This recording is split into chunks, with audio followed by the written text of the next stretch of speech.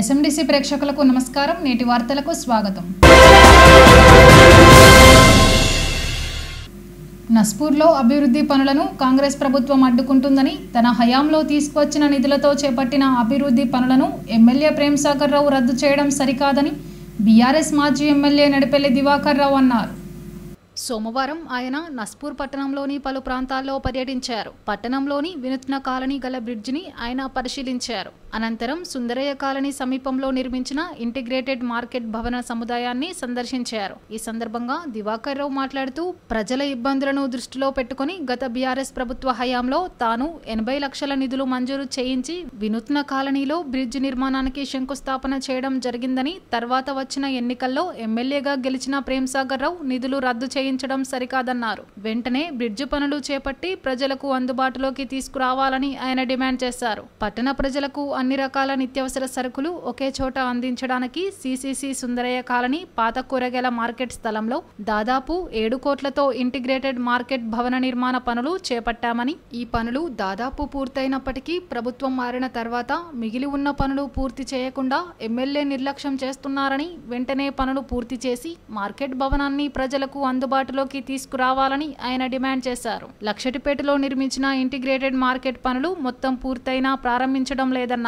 ఎన్నికలకు ముందు నస్పూర్లో కోట్లాది రూపాయలతో అభివృద్ధి పనులకు శంకుస్థాపన చేస్తే, ఎమ్మెల్యేగా గెలిచిన తర్వాత ప్రేమ్ సాగర్ రావు తనపై కక్షతో పనులన్నీ రద్దు చేయించారని ఆరోపించారు. ఎమ్మెల్యే కక్ష సాధింపు రాజకీయాలు మానుకొని ప్రజలకు ఇచ్చిన హామీలు అమలు చేయాలని దివాకర్ రావు డిమాండ్ చేశారు. ఈ కార్యక్రమంలో నడిపెల్లి ట్రస్ట్ చైర్మన్ విజిత్రావు, పట్టణ పార్టీ అధ్యక్షుడు అక్కూరి సుబ్బయ్య, ప్రధాన కార్యదర్శి మేరుగు పవన్, టీబీజీకేఎస్ కేంద్ర ప్రధాన కార్యదర్శి కేతిరెడ్డి సురేందర్ రెడ్డి, మాజీ మున్సిపల్ చైర్మన్ ఈసంపల్లి ప్రభాకర్, నాయకులు వంగ తిరుపతి, హైమద్, గరిసె రామస్వామి, ఆకునూరి సంపత్, జాబ్రిగోస్, కుర్మిర్ల మోహన్, బండారి తిరుపతి, కాటంరాజు, మేడం తిరుపతి, అడ్లకొండ రవిగౌడ్, గరిసె భీమయ్య, తిరుమలరావు, నరేందర్ రెడ్డి తదితరులు పాల్గొన్నారు. ఈరోజు ఇక్కడ నస్పూర్లో గతంలో చేసిన పనులు కానివ్వండి, గతంలో మంజూరు చేసిన పనులు రద్దు అయిన సందర్భంలో, అదే కాకుండా నూతనంగా వార్డుల ఏదైతే ప్రతిపాదించారో వాటి విషయంలో ఈరోజు డిస్కస్ చేద్దామనే ఆలోచనతోటి పాత నస్పూర్ మున్సిపల్ పరిధిలో ఉన్న ముఖ్య కార్యకర్తని తీసుకోవడం జరిగింది. అందులో భాగంగా మార్నింగ్ వినూత్న కాలనీలో అక్కడ ఒక దాదాపు 80 లక్షలతో బ్రహ్మాండంగా బ్రిడ్జి, తర్వాత పోలవల తర్వాత ఒక రోడ్డు 30 లక్షలు, మరి ఆ కాలనీ వాసుల కోరిక మేరకు ఆనాడు కొంత డిఎంఎఫ్టీ, కొంత స్పెషల్ డెవలప్మెంట్ ఫండ్ కింద మరి పెట్టిన సందర్భంలో అది రిజర్వ్ చేయడం జరిగింది. ఇక్కడ ఇంటిగ్రేటెడ్ మార్కెట్ ఆనాడు గౌరవ ముఖ్యమంత్రి గారి నేతృత్వంలో, గౌరవ మున్సిపల్ శాఖ నేతృత్వంలో అన్ని మున్సిపల్ ఇంటిగ్రేటెడ్ మార్కెట్లు ఉండాలనే ఆలోచనతోటి అందులో మరి ఇక్కడ నస్పూర్లో 7 కోట్ల రూపాయలతోటి మరి ఆయన పెట్టడం జరిగింది. అప్పుడు పనులు జరిగిన సందర్భాలు, అదేవిధంగా మంచాల ఇంటిగ్రేటెడ్ మార్కెట్ అయితే మొత్తానికి కూలగొట్టడం జరిగింది. లైఫ్ బ్రహ్మాండంగా కంప్లీట్ ఎవ్రీథింగ్ అంటే లాక్లు వేసి కూడా అంటే కంప్లీట్ చేయడం జరిగింది. తాళాలు కూడా డోర్లు పెట్టి అంతా కంప్లీట్ చేయడం జరిగింది. మరి ఇప్పుడున్న పరిస్థితుల్లో మంచాల మార్కెట్ అయితే మాకు కూలగొట్టడము, నస్పూర్లో ఇంకా అసంపూర్తిగా ఉండడము, లక్ష్పేటలో ఏమో అది అయినా కూడా పవరించకపోవడం ఒక రకంగా ఇది కూరగాయలు కొనే వాళ్ళకి కానీ కూరగాయలు అమ్మే వాళ్ళకి కానీ వర్షం పడ్డా ఎండ అయినా చలి అయినా ఒక నీడ ఉండాలని ఆనాడు కార్యక్రమాలు పెట్టుకున్న సందర్భంలో, కానీ ఇప్పుడు ప్రభుత్వం దీని మీద శ్రద్ధ చూపడం లేదు. గెలిచిన మన స్థానిక ఎమ్మెల్యే కూడా దీని మీద శ్రద్ధ చూపడం లేదు. వర్షాకాలము అప్పుడు మేము ఈ ప్రాంతం అంతా కంప్లీట్ ఈ మార్కెట్లో రోడ్లు కంప్లీట్ అయ్యేది జరిగింది. అప్పుడు దీనిలో లోపల వాళ్ళని ఇబ్బంది కాదు. ఇక్కడ కొంత భూమిని ఆక్రమించుకునే కార్యక్రమంలో చాలా సందర్భంలో దీనికి అడ్డపడ్డాడు. ఆనాడు మన కౌన్సిలర్ మన తిరుపతి ఏదైతే దాని మీద ప్రత్యేకంగా చాలా సందర్భంలో కోర్టు కూడా పోవడం జరిగింది, హైకోర్టు కూడా పోవడం జరిగింది. మరి అది కూడా ఆపడానికి ప్రయత్నం చేశాం మన కౌన్సిలర్ తిరుపతి గారు. మేము కూడా దానికి అన్ని విధాలు సహకరించాం. రెవెన్యూ వాళ్ళు కూడా ఎప్పటికప్పుడు మేము ఈ భూమి మార్కెట్ ఉండాలని చాలా ఇక్కడ ఉద్యమాలు చేశారు మార్కెట్ కోసం. మరి ఇంకా రాజీవ్ నుంచి అప్ టు టౌన్షిప్ దాకా టీఎఫ్ఐటీస్ కింద అదొక 2 కోట్లు దాని వైడింగ్ కోసం కూడా పెట్టడం జరిగింది. మరి ఆనాడు ఇంత పెద్ద ఎత్తున డబ్బులు పెట్టడం, మరి ఆ డబ్బులు కూడా అన్ని క్యాన్సిల్ చేస్తే అందరు పాపం ఎంతో ఆశపడ్డాం. ఇంకా ప్రధానంగా అక్కడ దాదాపు 3,000 మందికి పట్టాలు ఇచ్చాం. 3,300 మందికి 3,000 మందికి ఇంకా 300 ఆనాడు అంటే ఇంకా పెండింగ్ ఉన్నాయి, అవి కూడా ఇచ్చే కార్యక్రమం చేయలేదు. తర్వాత ఇంకా మిస్సింగ్ కూడా మేము ఆనాడు మళ్ళీ ముఖ్యమంత్రి గారు సమయం తీసుకొని దాన్ని డేట్ తీసుకొని మళ్ళీ అప్లై చేయించాం. బహుశా పెద్ద ఎత్తున నేను అక్కడ మళ్ళీ ఎవరైతే మిస్ అందరూ అప్లై చేశారు, అది స్టిల్ పెండింగ్. అది కూడా త్వరగా మళ్ళీ జీవోను ఏదైతే రెగ్యులర్ చేసే దిశగా దాన్ని గతంలో ఇచ్చినవి కొన్ని 300 దాకా పెండింగ్ ఉన్నాయి. ఇంకా అప్లై చేసిన వాళ్ళకి వెరిఫై చేసి వాళ్ళు కూడా పట్టాలు ఇవ్వాలని కూడా మేము చెప్పడం జరుగుతుంది. అదే కాకుండా మరి ఎన్నికల ముందైతే ప్రతి రిటైర్ కార్మికుడికి పేదవాళ్ళకందరూ 2 గుంటలు ఇస్తామన్నారు. 18 మాసాల నుంచి 2 గుంటలు త్వరగా ఇవ్వాలని కూడా, ఎందుకంటే అన్నమాట చెప్తున్నాం, మనమేమైనా కొత్తగా చెప్పడం లేదు, ఖచ్చితంగా ఇవ్వాలి. ఎందుకంటే ఎన్నికల ముందు ఎవరు చూసినా ఇస్తారంటే పాపం కొంతమంది ఆశపడ్డారు, భూమి ఇస్తారు ఆశపడ్డారు, ప్రతి ఒక్కరు కావాల్సిన భూమి అది కూడా త్వరగా ఇవ్వాలని చెప్తున్నాం. అదే ఏదైతే NHAI రోడ్డు పోయిందో అందులో 206 మందికి ఇల్లు పోయినాయి. అప్పుడు నేను అతి కష్టం మీద వాళ్ళకు 80 గజాలు భూమి ఇవ్వడం జరిగింది. అప్పుడు ప్రతిపక్షం ఉన్న ప్రేమసాగర్ గారు ఏంటంటే 15 లక్షల రూపాయలు డబుల్ బెడ్రూమ్ ఇవ్వాలని డిమాండ్ చేశారు. మరి ప్రభుత్వం వచ్చింది, ఇప్పుడు నేనైతే 80 గజాలు ఇచ్చాను, నేనంటే ప్రభుత్వంతో మాట్లాడి 6 ఎకరాలు ఇచ్చాను. ఇప్పుడు వాటికి 10 లక్షలు ఇచ్చిన తప్పలేదు. డబుల్ బెడ్రూమ్ అంటే 10 లక్షలు ఇవ్వాలి, డబుల్ అన్నమాట అంటున్నాను, నేనేం కొత్త అనడం లేదు. అంటే అన్ని విధాలా ఈ ప్రభుత్వం వచ్చిన తర్వాత పెద్ద ఎత్తున ఇక్కడ ఈ ప్రాంతం నష్టపోలేదు. నా దేశ గారికి ఏంటది మున్సిపల్ ఆఫీస్ కూడా 3 కోట్ల రూపాయలు కూడా మనం పెట్టడం జరిగింది.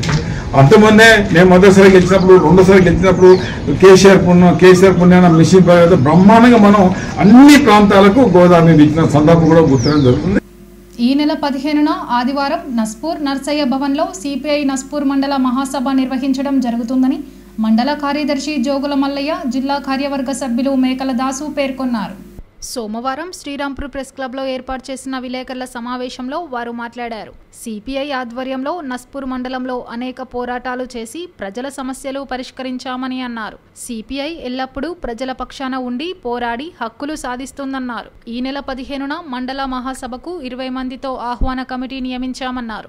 సభకు జాతీయ కార్యవర్గ సభ్యులు చాడ వెంకటరెడ్డి, రాష్ట్ర కార్యదర్శి వర్గ సభ్యులు కె శంకర్, కార్యవర్గ సభ్యులు సీతారామయ్య, జిల్లా కార్యదర్శి ఆర్ లక్ష్మణ్లు హాజరవుతారని అన్నారు. మహాసభకు ప్రజలు, పార్టీ కార్యకర్తలు అధిక సంఖ్యలో వచ్చి విజయవంతం చేయాలని కోరారు. ఈ సమావేశంలో జిల్లా పార్టీ సమితి సభ్యులు లింగం రవి, పట్టణ కార్యదర్శులు మిరియాల రాజేశ్వరరావు, పూజారి రామన్న, బాకం శంకర్, బొడ్డు లచ్చన్న, ముగురం రాకేష్ జరిగింది.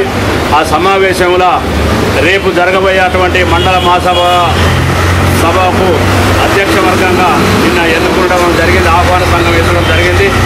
ఆహ్వాన సంఘం అధ్యక్షులుగా సిపిఐ రాష్ట్ర సమితి సభ్యులు మేకల దాసి గారిని ఎన్నిక చేయడం జరిగింది. అదేవిధంగా ఉపాధ్యక్షులుగా Singareni Congress workers union deputy ప్రధాన కార్యదర్శి రాష్ట్ర సిపిఐ రాష్ట్ర సమితి సభ్యులు కె వీరభద్రయ్య గారు, ముస్కే సమ్మయ్య గారు, ఎస్కే బాజీ సైదా గారు, సిపిఐ రాష్ట్ర సమితి సభ్యులు రేగుంట చంద్రశేఖర్ గారిని ఉపాధ్యక్షులు ఎన్నుకోవడం జరిగింది. అదేవిధంగా ఆహ్వాన సంఘ ప్రధాన కార్యదర్శిగా జోగుల మల్లయ్య గారు, సహాయ కార్యదర్శిగా లింగం రవి గారు తదితర నాయకత్వాన్ని 21 మందితోని ఎన్నుకోవడం అనేది జరిగింది. రేపు 15వ తారీఖు జరిగేటువంటి మండల మహాసభను 1000 మంది ప్రదర్శనతో వెంకటేశ్వర టెంపుల్ నుంచి నర్సయ్య గారి ఆఫీసు వరకు వచ్చి విజయవంతం చేయాల్సిందిగా ప్రజానికాన్ని మీ ద్వారా కోరుకుంటాం. సిపిఐ నస్పూర్ మండల 3వ మహాసభ ఈ నెల 15వ తారీఖు నాడు నర్సయ్య భవన్లో నిర్వహించబోతా ఉన్నాం. ఈ మహాసభను అన్ని వర్గాల ప్రజలు పాల్గొని పార్టీ శ్రేయోభిలాషులు అందరూ కూడా పాల్గొని విజయవంతం చేయాలని చెప్పేసి కోరుతా ఉన్నాం. ఈ నస్పూర్ మండలంలో నాడు 4 గ్రామ పంచాయతీలుగా ఉన్ననాడు ఈ ప్రాంతంలోకి వచ్చినటువంటి సింగరేణి ప్రాంతంలో ఉద్యోగ అవకాశాల కోసం వచ్చి నివాసం కోసం లేనటువంటి తరుణంలో నివాస యోగ్యత కల్పించి సింగరేణి ల్యాండ్లలో గుడిసెలేపించి ఇండ్ల సౌకర్యాలు, అదేవిధంగా ఆ ఇండ్లకు మౌలిక సదుపాయాలు కల్పించి నీటి వసతి కానీ, డ్రైనేజ్ల నిర్మాణం కానీ, వీధి లైట్ల ఏర్పాట్లు కానీ, ప్రతి ఇంటికి కరెంటు కానీ అనేక సౌకర్యాలు, రోడ్లు కల్పించినటువంటి కామ్రేడ్ నరసయ్య గారు ఆ స్ఫూర్తిని అందుకొని నాటి నుంచి నేటి వరకు కమ్యూనిస్టు పార్టీ ఈ ప్రాంతంలో ప్రజల పక్షాన నిలబడి పోరాడుతూ ఉంది. అదే వెలువలో ఈ ప్రాంతంలో నస్పూర్లో కానీ, సింగాపూర్లో కానీ, తాళ్ళపల్లిలో కానీ వార్డు సభ్యులుగా, ఎంపీటీసీలుగా, అదేవిధంగా ఉప సర్పంచులుగా ఈ ప్రాంతంలో ఒక పర్యాయం మంచిర్యాల వైస్ ఎంపీగా ప్రజలందరూ కూడా కమ్యూనిస్టు పార్టీకి అవకాశం ఇచ్చినారు. ఆ అవకాశాన్ని సద్వినియోగం చేసుకుంటూ ప్రజల పక్షాన నిలబడి ప్రజా సమస్యల పరిష్కారమే ధ్యేయంగా నాటి నుంచి నేటి వరకు పోరాడుతూ ఉంది. అదేవిధంగా గ్రామ పంచాయతీల నుండి నస్పూర్ మున్సిపాలిటీగా అవతరించినాడు. 2 కౌన్సిలర్లుగా ఈ ప్రాంత ప్రజలు మాకు అవకాశం ఇచ్చినారు. ఈ 5 సంవత్సరాల కాలంలో ప్రజలందరికీ 24 గంటలు కమ్యూనిస్టు పార్టీ అందుబాటులో ఉంటూ ప్రభుత్వ పథకాల్ని ప్రజల వద్దకు చేరవేస్తూ ప్రజా సమస్యల్ని పరిష్కరిస్తూ ఆ వార్డులలో ఉండేటువంటి సమస్యల్ని ఎల్లవేళలా ఎప్పటికప్పుడు పరిష్కారం చేస్తూ ముందుకు పోవడం జరిగింది. క్రీడా ప్రాంగణాలు కానీ, ఓపెన్ జిమ్లు కానీ మేము గెలిచిన దగ్గర ఉన్నటువంటి అభివృద్ధి మరే వార్డులో లేకుండా ఉంది అనేటువంటి విషయాన్ని కూడా గుర్తు చేస్తూ ఉన్నాం. అదే ఒరవడితోటి రేపు భవిష్యత్తులో ఇప్పుడు మున్సిపాలిటీ నుండి కార్పొరేషన్గా మంచిర్యాల కార్పొరేషన్ అవతరించింది. 60 డివిజన్లను బైఫర్కేషన్ చేస్తూ ఉన్నారు. ఈ 60 డివిజన్లలో నస్పూర్ మండలంలో ఉన్నటువంటి పాత మున్సిపాలిటీ పరిధిలో ఉన్న అన్ని వార్డులలో కమ్యూనిస్టు పార్టీ బరిలో నిలవబోతా ఉన్నది. కమ్యూనిస్టు పార్టీకి చేయుతనివ్వండి, కమ్యూనిస్టు పార్టీని ఆదరించండి. కామ్రేడ్ నరసయ్య గారు చూపినటువంటి బాటలో ముందుకు పోతూ ప్రజా సమస్యల పరిష్కారమే ఏకైక లక్ష్యంగా పార్టీ పనిచేస్తుందని చెప్పేసి మందమరి ఏరియా సింగరేణిలో ప్రస్తుతం పనిచేస్తున్న కార్మికులు, రిటైర్డ్ కార్మికులు, వారి కుటుంబ సభ్యుల్లో దీర్ఘకాల వ్యాధులతో బాధపడుతున్న వారికి స్థానిక ఏరియా ఆసుపత్రిలో ప్రతి నెల సరిపడ మందులను యాజమాన్యం సరఫరా చేయాలని ఏఐటీయూసీ నాయకులు డిమాండ్ చేశారు. ఈ సందర్భంగా డివైసీఎంఓ ప్రసన్న కుమార్కి మందులను సరఫరా చేయాలని నాయకులు వినతి పత్రం అందజేశారు. అనంతరం వారు మాట్లాడుతూ సింగరేణిలో ఉద్యోగం చేస్తున్న కార్మికులతో పాటు ఉద్యోగ విరమణ పొందిన కార్మికులకు ప్రతి నెల దీర్ఘకాల వ్యాధులతో బాధపడుతున్న వారు సింగరేణి ఆసుపత్రి పైన ఆధారపడుతున్నారని, ప్రస్తుతం యాజమాన్యం కోట్ల రూపాయలు లాభాలను ఆర్జిస్తున్నప్పటికీ పూర్తి స్థాయిలో కార్మికులకు ఔషధాలను పంపిణీ చేయడం లేదని ఆక్రోశానికి గురయ్యారు. గత 2 నెలలుగా మందుల సరఫరాలో యాజమాన్యం నిర్లక్ష్యం వహిస్తుందని ఏఐటీయూసీ ఆధ్వర్యంలో పలుమార్లు విజ్ఞప్తి చేసినప్పటికీ యాజమాన్యం నిర్లక్ష్య ధోరణిగా వ్యవహరించడం సరికాదని మండిపడ్డారు. దీర్ఘకాల వ్యాధిగ్రస్తులకు ప్రతి 10 రోజులకు ఒకసారి మందులు ఇవ్వడం వలన రిటైర్డ్ అయిన ఉద్యోగులు దూర ప్రాంతాలలో నివసిస్తూ మందుల కోసం సింగరేణి ఆసుపత్రికి రావడం ఇబ్బందిగా మారిందని, వెంటనే యాజమాన్యం చొరవ చూపి ప్రతి నెల సరిపడ మందులను సరఫరా చేయాలని, లేని ఎడల పెద్ద ఎత్తున ఆందోళన చేపడతామని హెచ్చరించారు. వినతి పత్రం ఇచ్చిన వారిలో యూనియన్ డిప్యూటీ ప్రధాన కార్యదర్శి ముస్కె సమ్మయ్య, కేంద్ర కార్యదర్శి అక్బర్ అలీ, మందమరి శ్రీరాంపూర్ కార్యదర్శులు షేక్ బాజీ, సలేంద్ర సత్యనారాయణ, ఆర్కేపీ బ్రాంచ్ ఉపాధ్యక్షులు ఇప్పకాల లింగయ్య, సుదర్శన్, నాయకులు బట్టు సంపత్, అఫ్రోజ్ ఖాన్, శ్రీనివాస్, రమేష్, సురేష్ తదితరులు పాల్గొన్నారు. మందుల కొరత గురించి రికగ్నైజ్డ్ యూనియన్ గుర్తింపు సంఘానికి సంబంధించినటువంటి ఏఐటీసీ వారు మరియు వైస్ ప్రెసిడెంట్ గారు వారి యొక్క ఆధ్వర్యంలో మందుల కొరత గురించి మెమోరాండం ఇవ్వడం జరిగింది. అయితే ఈ మందుల కొరత అనేటువంటిది ఎల్పి చేయమని, లోకల్ పర్చేస్ చేయమని ఆదేశాలు ఉండినప్పటి నుంచి కూడా మేము ఇంపార్టెంట్ డ్రగ్స్ అయినటువంటి టెల్మిసార్టాన్ హెచ్, అదే రీతిగా మెట్ఫార్మిన్ విత్ గ్లిమిపిరైడ్, గ్లిక్లజైడ్ ఈ టాబ్లెట్లు మేము లోకల్ పర్చేస్ చేసి అందించడం జరిగింది. ప్రస్తుతానికి ఉన్నటువంటి దీర్ఘకాలిక వ్యాధులను, వాటికి సంబంధించిన మందులను మేము డిస్పెన్సరీకి అందజేయడం జరిగింది. అయితే వీటి యొక్క పూర్తి కొరత అవి 20 రోజుల్లో నివారించబడుతుంది. కారణం ఏంటంటే మనకి ఎవరైతే ఆర్డర్లో ఉన్నాయో మరి లోకల్ పర్చేస్ కాకుండా మన కార్పొరేట్ పర్చేస్ నుంచి అవి విడుదలై మనకి వస్తున్నాయి. అప్పుడు మనకు ఉన్నటువంటి మిగతా వ్యాధులకు సంబంధించిన మందులు కానీ మిగతావి కానీ ఎటువంటి కొరత కూడా ఉండదని మరి అందరి మధ్యలో నేను తెలియజేస్తున్నాను. కాబట్టి ఈ విషయాన్ని అందరూ కూడా ఆలోచించండి. ప్రస్తుతానికి మనకున్నటువంటి మన కంపెనీ రథసారథి అయినటువంటి చైర్మన్ గారి యొక్క ఆధ్వర్యంలోను, అదే రీతిగా సీఎంఓ గారి సారథ్యంలోను, అదే రీతిగా లోకల్గా ఉన్నటువంటి రిప్రజెంటేటివ్ యూనియన్ వాళ్ళందరి సహకారంతో ఇప్పటి వరకు ఎలాగైతే మరి ఇబ్బంది లేకుండా నడిపించాము. ఇక భవిష్యత్తులో కూడా నడిపించబడుతుందని నడిపిస్తామని నేను అందరి ముఖంగా సభాముఖంగా తెలియజేస్తున్నాను. తెలంగాణ రాష్ట్రంలోనే అతిపెద్ద భారీ పరిశ్రమైన సింగరేణి సంస్థ ప్రతి సంవత్సరం 1000 కోట్ల టర్నోవర్తోని ఈరోజు ముందుకెళ్తున్న సంస్థలో గత 2 నెలల నుండి కార్మికులకు సంబంధించిన హెల్త్ సంబంధించిన టాబ్లెట్లు సప్లై చేయడంలో వైఫల్యం చెందింది. దీనిపై పలుమార్లు ఏఐటీసీ గుర్తింపు సంఘంగా మా సెంట్రల్ నాయకత్వం కూడా రిప్రజెంటేషన్ జరిగింది. లోకల్లో ఉన్నటువంటి మందమార్యాలకు సంబంధించిన బ్రాంచ్ నాయకులు పెద్ద నాయకులందరూ కూడా జీఎం గారి దృష్టికి తీసుకుపోవడం జరిగింది. సీఎం గారి దృష్టికి కూడా తీసుకుపోవడం జరిగింది. వాళ్ళు ఏం చెప్పారంటే పైనుంచి రావడం లేదు, మెడిసిన్ ప్రాసెసింగ్ లేట్ అయిందని చెప్పేసి చెప్తా ఉన్నారు. నిద్రపోతా ఉన్నారా సింగరేణి అధికారులను అడుగుతా ఉన్నా. మెడిసిన్ అయిపోతా అంటే బ్యాలెన్స్ ముందు తీసుకొని ఏమైపోయినాయని చెప్పి ముందస్తుగా మరి పరిస్థితి చేయాల్సిన అధికారులు ఇలా కార్పొరేట్లు ఉన్న మెడికల్ వాళ్ళు మెడికల్ దందా చేసుకుని పైసలు వసూలు చేసుకుంటూనే నిమగ్నమై ఉన్నారు. కానీ కార్మిక సంబంధించిన మెడిసిన్ విషయంలో ఈరోజు దృష్టి సారించకపోవడం వల్ల ఈరోజు మెడిసిన్ కొరత ఏర్పడ్డది. 1000 కోట్ల టర్నోవర్ ఈరోజు ప్రతి సంవత్సరం 400 కోట్లు ఇలా మెడికల్ ఖర్చు పెడతామని చెప్తా ఉన్నారు. ఈ కార్పొరేట్ మెడికల్ దందాలో కూడా వీళ్ళ కమిషన్లు ఉన్నాయని చెప్పి మేము అనుకుంటా ఉన్నాం.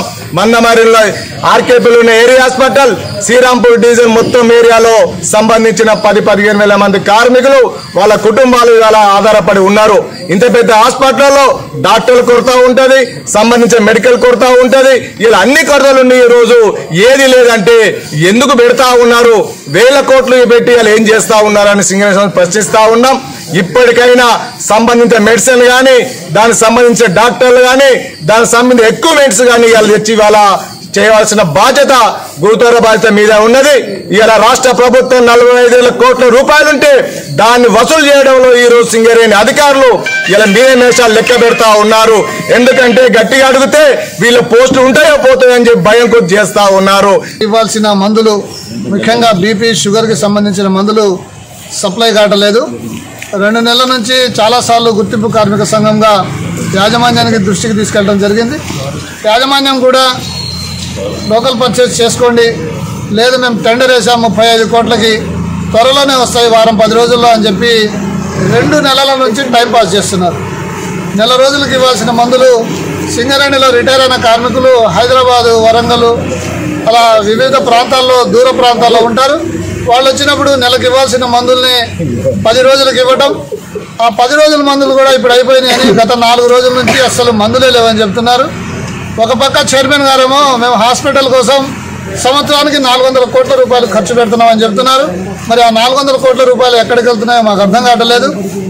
ఏదో సామెత చెప్పినట్టు కొండ నాలుక మంది వేస్తే ఉన్న నాలుక పోయినట్టు ఇక్కడ ఇదే లేదు. విడమ కార్పొరేట్ హాస్పిటల్ ఏర్పాటు చేసి అక్కడంతా కార్పొరేట్ వైద్యం ఇస్తామని ఒక ప్రగల్భాలు పలుకుతున్నారు. చైర్మన్ గారు మీటింగ్లు పెట్టి అందరితో గంటలు మాట్లాడడం కన్నా అసలు పని జరుగుతుందా లేదా, ఇటు మెడిసిన్కి సంబంధించేదే కాదు, సింగరేణిలో వెల్ఫేర్కి సంబంధించిన ఏ ఫైలు ఏ పని కానీ జరగట్లేదు. దాని మీద ఏ ఫైలు ఎప్పుడు రావాలి, దిగిపోయిన కార్మికులకు టెర్మినల్ బెనిఫిట్స్ వస్తున్నాయా రావట్లేదా, ఎన్ని రోజులైంది, వాళ్ళకి ఇవ్వాల్సిన గ్రాట్యుటీ ఇచ్చారా లేదా, వాళ్ళకి ఇవ్వాల్సిన మందులు ఇస్తున్నారా లేదా, వీటన్నిటి మీద సమీక్ష చేయకుండా కేవలం ఏదో చెప్పి 4-5 గంటలు మాట్లాడారు, అందరు అధికారులతో మాట్లాడారు, అంత కొత్త అధికారులు వస్తున్నారు, పాత వాళ్ళు పోతున్నారని ప్రకటనలకు మాత్రమే పరిమితం అవుతుంది. కానీ అసలు పని మాత్రం జరగట్లేదు. నేటి ఎస్ఎండిసి న్యూస్ ఇంతటితో సమాప్తం. తిరిగి ప్రసారమయ్యే ఎస్ఎండిసి న్యూస్లో మళ్ళీ కలుద్దాం. అంతవరకు సెలవు. నమస్కారం.